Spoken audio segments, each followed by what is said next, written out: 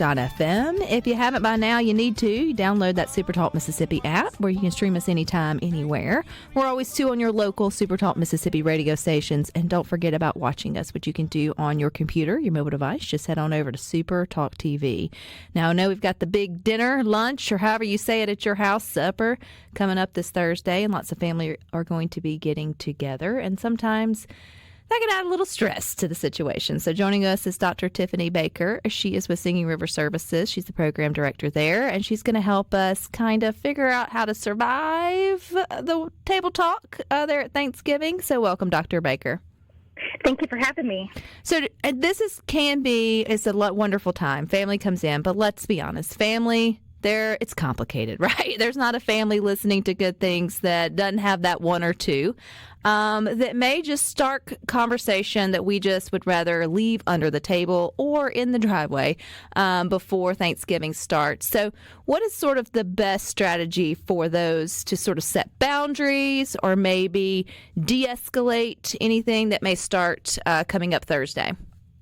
Well, one of the things that you really want to think about with setting boundaries is to be proactive.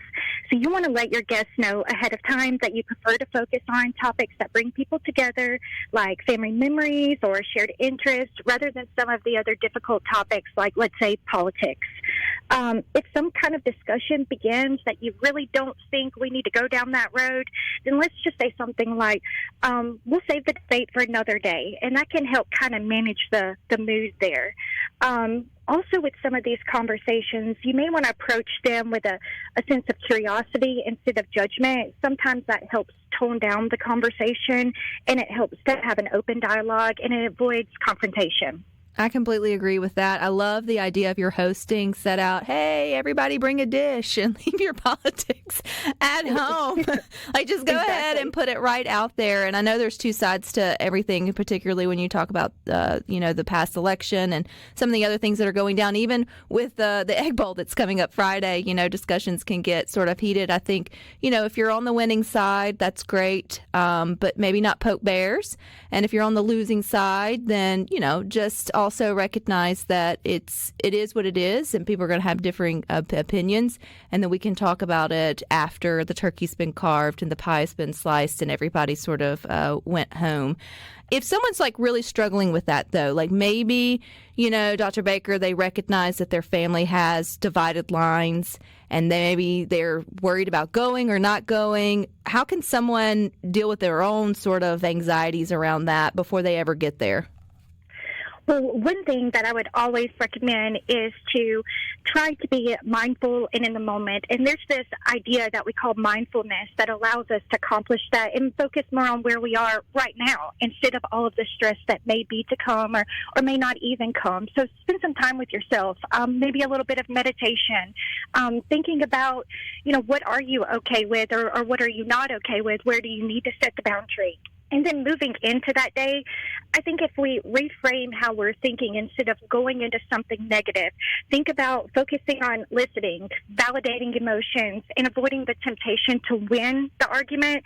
And remember, it's okay that you disagree, and you can prioritize that relationship over that win or that disagreement. So you're there for the person and for family and not for whatever topic that there may be. Right, because, we did just have a heated election and all the things, but let's face it, when families get together, there's all kinds of emotional baggage that comes to the table too. So these tips aren't just for politics, they're for custody issues, they're just for family drama, they're just for in-laws. I mean, the list can go on and on for this, and it can be emotionally draining. So Dr. Baker, even if you survive the meal or survive the day with your family coming together, if you feel like you walked away a little emotionally hungover, are those the type of tips that you could also do to pep yourself back up, over the weekend or leading back into the holidays?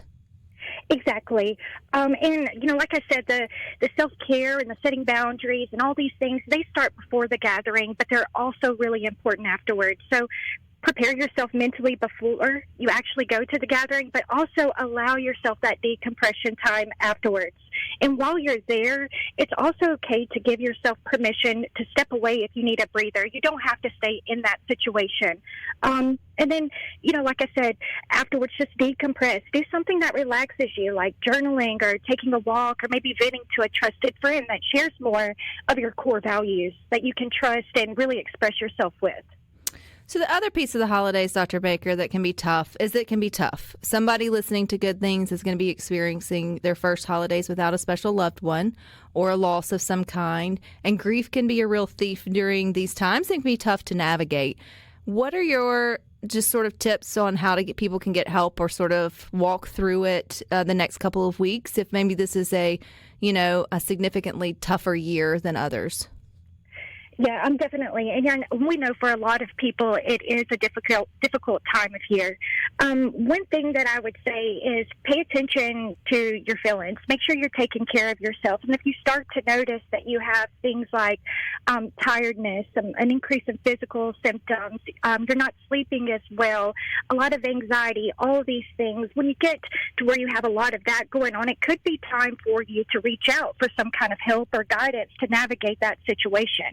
And so I do want to make sure that I bring up the 988 crisis hotline. That is available to anyone by text. You can call, you can chat, you can reach a licensed professional there, talk to them anytime. And then, of course, you could always reach out to Singing River Services, and we would be more than happy to help you. We also have a crisis line available.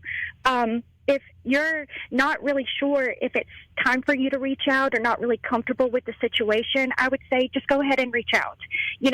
We design our plans for care around that individual. And so we will meet that individual where they are and set up the goals based off of and with that individual so it's person-centered. So if you have any kind of doubt, just give us a call or try 988, and we can help guide you through that process. So when people think about starting therapy, sometimes, Dr. Baker, they think that it's going to be, I'm going to be in it forever. Like if I call once, then we're going to get set up and then I'm going to be in it for, the rest of my life. If this is just a really hard time, is it something where you could just have somebody to talk to a couple times during these months that maybe are disconnected from the family, a third party, someone else to sort of share what you're going through to kind of help you with some tools and then be done? Like, is that like a small package? Yeah, absolutely. A seasonal package, I guess I should say. Black Friday special, yeah. Something like that. Yeah, and I'm glad that you brought that up because sometimes people do feel like they're taking on a commitment, and it is a commitment to yourself, but that is based on you. So if you just need a little time around the holidays, a little extra help or someone to talk to, that's totally fine. We're one thing that we're always working towards with that person is to get them better, to get them where they can stand, how they need to stand, with supports on their own, whatever that situation may be for that person. And so it is something that can definitely be short-term for those people that need that. And you can use the crisis line whether you're involved in services or you're not involved in services. So that's always there. Maybe you're not quite to that step of wanting to reach out and get professional help. And maybe you feel like it's just this time of year. Well, you can always also talk with your friends, the people that are closest with you. Get their opinions. Have they been noticing anything about you?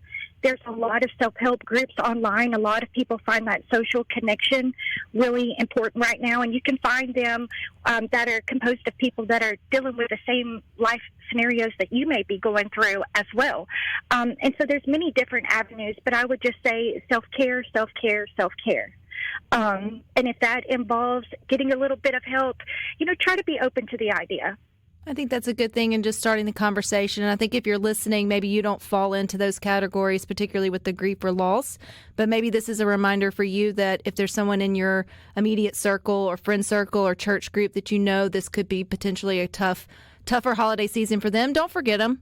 Like, don't, dance around the bush. Just check on them. Like, invite them to things, ask how they're doing, give them their space if they need it. But, also just don't let the awkwardness of checking in on them stop you from being a good neighbor, I think is what I'm trying to say, Dr. Baker. Yep, absolutely. I back that up 100%. I think a lot of the questions can be really hard questions to ask, but we just have to start asking the questions. And so if you don't know how to ask the question, one thing to think about there is just to look at it head on. Are you feeling depressed? I noticed that you've been sleeping more often than normal. You're not eating as much. Are you having symptoms of anxiety? Be direct. Yep, be direct and then help them out. If they want to get help at Singing River, where do they go, Dr. Baker? Well, you can go to our website, or you can also call us at 1-228-497-0690. And if you want to find a Department of Mental Health provider in your area, you can also go to dmh.ms.gov, and you can look at all of the providers that are located around you. Perfect. I love that, Dr. Baker. And take away, bring the pie, but leave the politics in the car. Take that. All right, you guys stick with us. We got more for you coming up.